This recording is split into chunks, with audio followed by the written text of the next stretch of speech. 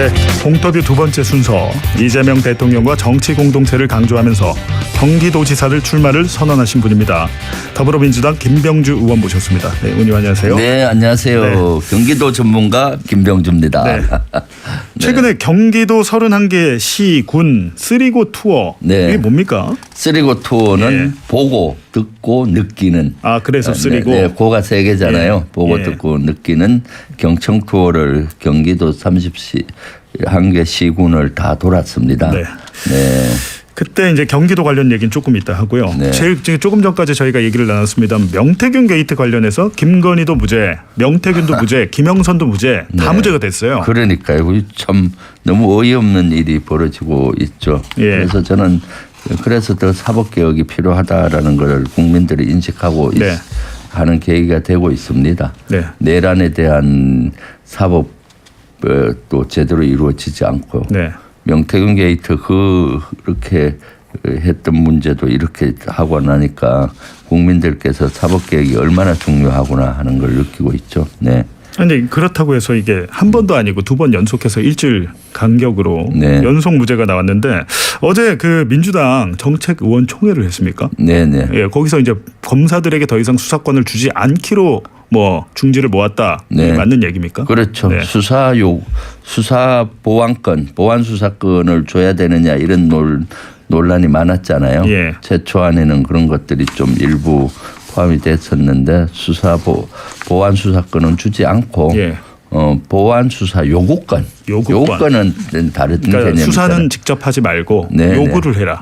그거군요. 네, 그래서 그걸로 어저께 결론이 났고요. 왜냐하면 지금 검찰개혁 그렇게 외쳤는데 보완 수사권을 주면 또 그걸 이용을 해서 검사들이 또 공작 수사라든가 이런 거 할 수 있다. 그렇기 때문에 아예 줘서는 안 되겠다. 대신 억울한 사람이 없게 하는 그런 걸 보완하는 차원에서 보완 수사를 하는 요구를 할 수가 있잖아요. 부족하면 이거 다시 이런 분야는 다시 보완해서 수사하라라고. 근데 정부 입법안도 그렇고 대통령도 제한적인 보완 수사권은 필요하다고 이제 의견을 밝히기도 했어요. 근데 어제 의원들 중에도 좀 이렇게 보완 수사권 필요하다라고 의견을 피력하신 분도 있었을 것 같은데요. 그런 것들은 서로 생각들이 조금 다르는데 일단은 우리가 검찰개혁이란 대물줄기에서 검찰개혁을 해야 되는 거고 그래서 검찰의 그동안 행태들이 지금 우리 국민적인 지탄을 받아왔지 않습니까? 아주 억울한 검찰들의 어떤 공작 수사라든가 또는 여러 가지 그런 정치 수사 이런 걸로 인해서 희생되신 분들이 많고요. 그 대표적인 분이 지금 이재명 대통령 아니겠습니까? 그러기 때문에 검찰개혁의 원취지에 맞게 그 검사들에게는 수사를 하지 않게 하자. 그러고 나서 시행해보고 또 문제가 있으면 또 보완하면 되는 거니까 지금은 하여튼 수사를 할 수 있지 못하게 해야 된다. 그 취지가 국민적인 요구다라고 공감대가 형성이 됐죠. 의총에서는. 그게 나중에 다시 수사권을 좀 제한적으로나마 주자 이렇게 뒤집힐 가능성은 있나요? 그런 거는 없을 것 같아요. 이 정책의총에서 많이 중지가 모아졌기 때문에 빨리 이제 검찰개혁 법안들이 통과돼야 되잖아요. 그래야 이것이 그 조직이 만들어지고 올 10월부터는 가동이 돼야 되기 때문에 시간 프로세스상 그렇게 긴 게 아니거든요. 그렇기 때문에 그렇게 될 것 같고 그리고 법 시행해보고 만약에 또 문제가 있으면 법은 언제든지 고칠 수가 있지 않습니까? 그런 게 좋겠다는 의견들이 지배적이었죠. 지금 민주당 1인 1표제가 뜨겁습니다. 일단 통과는 됐는데 반대 여론도 좀 상당해요. 한 40%는 반대하는 거 아닙니까? 아니 1인 당원들 중에 1인 1표제는 대다수 당원들은 동의하는 아니고요. 이번에 거는 중앙위 투표였어요. 중앙위 투표. 중앙위는 국회의원과 지역위원장 각 기능별 위원장들로 이루어진 한 600명의 투표한 것이 거고요. 실제 중앙위 투표였던 거고 지금 1인 1표제는 이미 우리 당원이 주인인 정당으로 천명을 했고 이재명 대통령이 대표 시절부터 추구해 왔던 겁니다. 그래서 이재명 대표 시절에도 대의원의 표를 그 당시 5, 60% 되는 걸 20%로 중간 과정에서 낮추었고 하는 거기 때문에 대다수 당원들은 저는 동의한다고 보는데 중앙위 투표에서도 조금 찬성률이 낮았던 이유는 이번에 아마 조국혁신당과 이런 합당에 대한 이런 논란이 되니까 그것까지 연결을 시켜서 이렇게 투표에 반영이 되지 않나 싶습니다. 저는 1인 1표제에 대해서는 처음부터 강하게 해야 된다고 주장을 했고 최고위원 선거할 때도 이재명 대표뿐만 아니라 그 당시 최고위원들 제가 1년 반 전에 할 때 대부분 공약이 1인 1표제 당원 주권 시대 열겠다였어요. 그렇군요. 그런데 이제 말씀하셨듯이 지금 조국 혁신당과의 합당 문제 이것 때문에 이제 두 가지가 같이 진행이 되면서 여러 가지로 의견들이 많은데 합당 문제 일단 우리 김병지 의원님은 어떤 입장이신지요? 지금 사실은 지금 공감대가 충분히 형성이 되고 있지 않는 상태에서 이런 것들이 하다 보니까 지금 많은 논란이 일어나고 당이 분열하는 모습을 보여주는 것이 안타까운 면이죠. 사실은 합당은 대다수 우리 당원들은 언젠가는 할 것이다라는 이런 막연한 생각은 해왔는데 갑자기 이것이 공론화 과정 없이 이제 제기되고 하다 보니까 여기에서 찬반으로 갈려지고 지금 마치 당이 분열하는 모습을 보여서 저는 대단히 안타깝게 생각하거든요. 그것도 6.3 지방선거를 얼마 앞두고 우리 민주당 뭐 병법에도 그렇습니다. 뭉쳤을 때는 힘이 강해지는 거고 분열하면은 힘이 약해지는 거고 상대에 대해서는 어떻게 분열시키려고 노력하고 우리 아군에 대해서는 어떻게든 응집시키고 단결시키려고 노력하는 게 병법의 이치인 거고 당을 운영하는데도 선거를 앞두고 마찬가지라고 봅니다. 당이 분열하는 양상은 바람직하지 않다. 그래서 단결해야 되는데 지금 요 문제를 가지고 분열하는 모습으로 내비쳐지고 있어서 아쉬운데 빨리 그래서 제가 엊그저께도 재선 의원들 모여서 논의를 했었는데 빨리 의원총회를 열어서 중지를 모아보자. 아직 안 열린 거군요. 의원총회가. 합당 문제를 가지고는 의원총회를 안 여는 겁니다. 어저께는 사법 검찰개혁에 대한 법안을 가지고 정책 요청을 한 거고요. 아마 정청래 대표가 초선 의원 간담회를 했고 재선 의원 뭐 이렇게 이번 주는 할 것 같고 다음 주 초에 아마 의총을 열 걸로 보입니다. 그래서 지방선거 전에 합당이 이루어져야 된다는 입장이세요? 아니면 이후에라도 뭐 하긴 하되 시점이 지금 문제인 것 같거든요. 그렇죠. 지금은 그래서 논란이 최초에는 이것이 절차에 하자가 있지 않느냐라는 문제 제기가 많이 돼서 했는데 이제는 조금 무게추가 시기로 간 것 같아요. 그런 것 같습니다. 6.3 지방선거 이전에 해야 되느냐 이후에 해야 되느냐 언제 하는 거냐 뭐 이런 안으로 가고 있는데 이것은 이제 실제 시간이 좀 촉박하기 때문에 의원총회에서 좀 난상 토론을 해보고 모든 것이 유불리가 다 있습니다. 유불리가 다 있기 때문에 그런 중지를 모아서 집단지성으로 해결해야 된다고 봐요. 왜냐하면 지역에 따라서도 유불리가 있는 문제고요.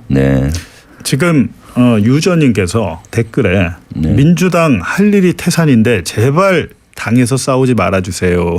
이렇게 얘기를 하시네요. 그렇죠. 사실 저런 의견 주셔서 감사하고요. 이런 모습을 비춰지는 거에 대해서는 저도 죄송한 마음이고요. 사실 당 내에서는 비공개 회의나 비공개 의총을 통해서 신랄하게 서로 간에 뭐 논의를 하고 하더라도 당 밖에 나와서는 분열되는 모습이 좀 안 보였으면 좋겠는데 그런 모습이 보여서 좀 아쉬우고 이거 빨리 해야 된다고 봐요. 논의를 해서 결판을 이걸 계속 끌고 가서는 안 되잖아요. 그래서 다음 주 초쯤 빨리 의총을 열어서 여기에 대해서 중지를 모으고 빨리 결론을 내려야 되겠다. 라는 게 저의 생각입니다. 알겠습니다. 그래야 더 이상 당이 분열되지 않고 지금 얼마나 중요할 때입니까? 이재명 정부 성공. 김병주 의원님 같은 네. 분들이 많으면 좋은데 네. 대부분이 그러신 것 같은데 일부 네. 뭐 이원주 의원이랄지 네. 일부 좀 강경파, 극단파들이 좀 있긴 있는 것 같아요. 그리고 비판을 하더라도 좀 거칠게 비판하면 안 되는 겁니다. 예. 상대의 감정까지 자극을 해서 네. 비판하는 모습은 비판을 저는 늘 정치를 하면서 비판까지는 괜찮은데 비난으로 가서는 안 된다라고 그렇죠. 비난은 생각해요. 안 되죠. 네. 비판과 비난까지 감정이 섞인 비난으로 가거든요. 네. 비난으로 가면 그 합의를 볼 수가 없습니다. 맞습니다. 비판은 장점이 이렇고 단점이 이렇기 때문에 이렇게 가자는 거고 그거는 충분히 토의하다 보면 합의점을 하는데 어떤 신상에 대한 비난이든 비난한 수위로 가버리면은 감정이 들어가 버리기 때문에 어려운데 지금 일부 의원들은 비난 수위로 가고 말이 너무 거칠어지는 것이 좀 아쉬운 지점이고 어제 재선 의원들 그렇게 토의할 때도 야 이건 너무 비난 쪽으로 가서는 안 되겠다. 비판하더라도 말의 수위를 좀 조절하면서 하자라는 그 중지를 모았습니다. 알겠습니다. 경기도지사 출마를 선언하셨는데 지금 사실은 말씀드린 뭐 합당이나 1인 1표제 이런 이슈들이 너무 커가지고 더군다나 뭐 법원 선고도 뭐 그렇고요. 잘 지금 서울시장도 그렇고 경기도지사도 그렇고 아직 후보군들이 뚜렷하게 이렇게 부각되지는 않거든요. 네, 그렇죠. 김병주 의원이 내가 경기도지사가 돼야 하는 이유 뭘까요? 경기도를 진짜 바꾸고 싶고요.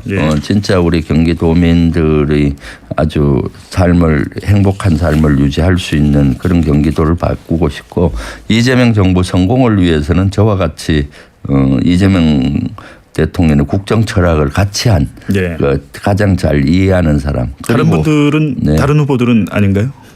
가장 저는 이재명 대통령과 같이 한 동지라고 봅니다. 믿음의 동지. 다른 분도 일부는 국정 철학을 공유할 줄 몰라도 저는 이재명 대통령과 함께 4년 전 대선도 같이 했고 특히 국회의원 초선되시고 제가 말씀드려서 국방위로 모시고 왔어요.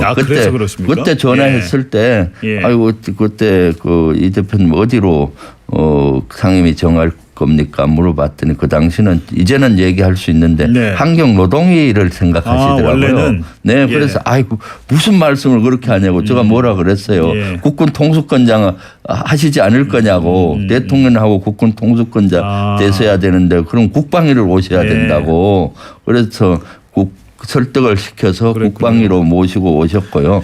그래서 지금 국방 얼마나 잘하고 계십니까? 안보, 외교, 안보. 사실은 저도 좀 이해하긴 했어요. 원래는 이제 본인이 노동 전문 인권 변호사 출신이니까 한노위를 가겠구나 했는데 그런 일이 있었군요. 그때 그랬죠. 이미 한노위는 이재명 그 당시 의원이죠. 의원 제일 잘 아시는데 왜 그리 갑니까? 지금 가장 취약한 국방 쪽으로 오셔서 국군 통수권자 준비되면 됩니다. 그때 제가 국방위 간사였거든요. 오십시오. 그렇게 했을 때 이재명 그 당시 대표님께서도 기꺼이 그러면은 가겠다고 해서 모시고 왔고 그때 수시로 이제 얘기를 하면서 이제 대통령 의원 처음 되셨잖아요. 그래서 이것저것 같이 공유하고 또 12.3 내란이 될 때는 최고위원으로서 진짜 동고동락을 같이 하면서 윤석열 정권 끝장내고 이재명 정부 만들고 해서 누구보다도 잘 아는 거고요. 그리고 경기도와 같은 이러한 거대한 조직을 이끌려면 행정 능력이 있어야 돼요. 그걸 좀 제가 여쭤보고 싶은데요. 행정 능력이 지금 경기도지사 민주당 출마 선언자들 중에 있나요? 지금 다 없는 것 아닌가요? 추미애 의원은 뭐 법무부 장관 정도는 이렇게 부처 행정을 했고 사실은 이제 지자체 행정은 다 안 해보신 거 아닌가요? 후보자들이. 그렇죠. 일부 의원은 사실 큰 조직을 운영해 본 경험도 없고 행정은 사실은 조직을 많은 사람들을 이끌어 보고 한 사람이 가능합니다. 그게 쉬운 게 아닙니다. 김병주 의원님이 있으십니까? 저는 경험이? 수십만 대군을 지휘를 해봤고요. 군 행정. 군 행정이지만 원리는 같습니다. 군은 사실은 작은 정부 기능을 다 가지고 있어요. 그런가요? 예를 들면 군은 독립적 사법 체계를 가지기 때문에 군사 법원도 운영을 해야 법원이 되는 따로 거고. 있죠. 그러니까 법원도 운영하는 것이고 병원도 운영해야 되고요. 그리고 장병들의 의식주를 책임을 져야 되고 의식주 책임진다는 게 쉬운 게 아닙니다. 제가 군단장 시절에는 운영한 식당이 330개예요.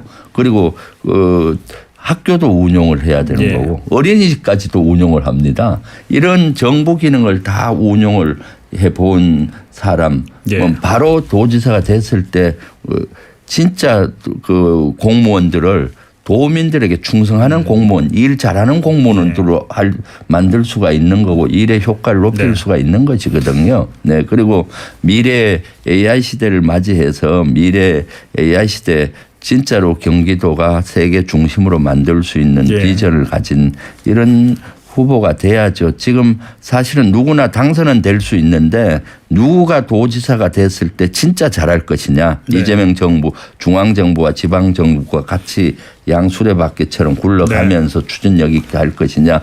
그 기준으로 보셨으면 좋을 것 같아요. 그래서 저는 지금 사성장군 출신이지만은 행정의 별이 4개다라는 거예요. 행정의 사단장 때도 사단 조직을 정부 자극기능 운영해보고 그러면 군단도 운영해보고 행정대장 사성 별 4개 행정대장 그렇죠. 네네. 그리고 저는 근데 이렇게 되면은 일각에서는 경기도 전역화를 군대화하는 거 아니냐 이런 우려가 있을 수 있어요. 전혀 그렇지가 않습니다. 그 리더십은 사실은 원리가 다 똑같습니다. 리더십은 지금 어떤 분처럼 또 불통의 리더십을 가지고 해서는 안 되고요. 그리고 제가 봤을 때 저는 늘 도민이 주인인 행정을 하려고 하고 있습니다. 지금 국민이 주인인 국민 주권 정부에 발맞춰서 도민이 주인인 행정. 그러려면 도민들의 의견을 수렴을 해서 반영하지 않습니까? 그래서 지금도 계속 출마 때부터 도민께 묻습니다. 프로그램을 진행했어요. 출마해도 됩니까 하고. 그리고 공약도 지금 도민들과 같이 만들어 가고 있고요. 근데 사실은 육군 대장 출신이신데 굉장히 부드러우세요. 네. 이렇게 군인같이 각 잡히고 딱딱한 게 아니고 제가 예전부터 뵀는데 내란 때도 사실은 어디 나와서 설명하시는 거 보면 저분 군인 고위장성 출신 같지 않은데 이런 생각도 들거든요. 네.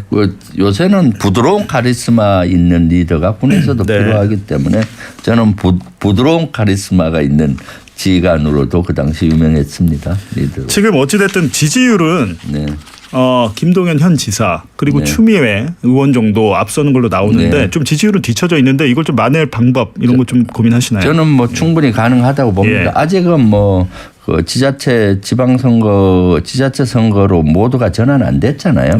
그래서 윤석열 선고가 1심 선고가 나고 또 구정 지나고 나면 한 3월쯤 되면은 큰 현안이 풀리고 나면 이제 본격적으로 6.3 지방선거 모두로 전환될 텐데 그때 이제 제대로 된 판단을 하리라고 봅니다. 지금은 아마 인지도와 비슷하게 그냥 나오는 거라고 보고 있습니다.